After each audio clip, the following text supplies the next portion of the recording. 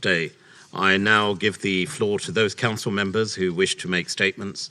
And with that, I begin with Her Excellency, the Ambassador of the United States. Your Excellency, the floor is yours. Good morning. Good morning, and thank you, Mr. President. We're honored by your presence here with us today and thankful to the United Kingdom for leading this debate.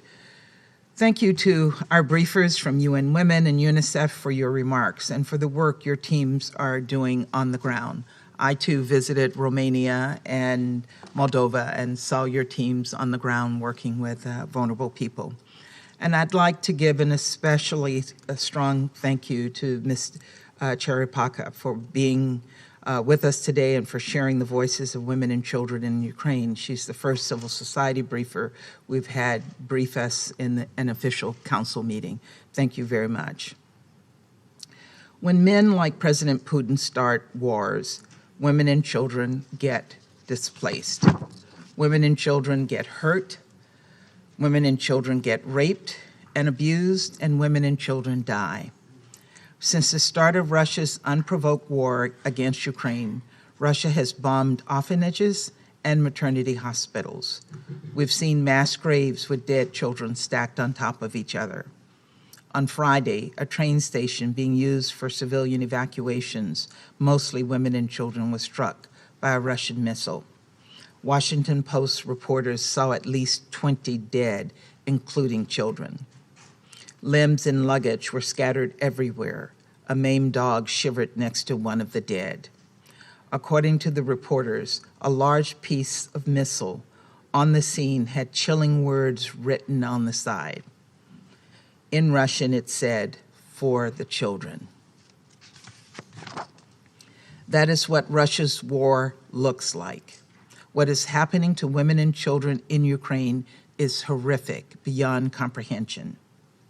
Mr. President, when I was in Moldova and Romania, I saw with my own eyes some of the human toll of Russia's brutal war. I met with a few of the 11.6 million people who are now displaced from their homes, representatives of the largest refugee crisis in Europe since World War II. The mass displacement includes over half of all of Ukraine's children. Half of Ukraine's children have left behind their homes, their schools, and often at least one of their parents. Meanwhile, 90% of refugees from Ukraine are women and children.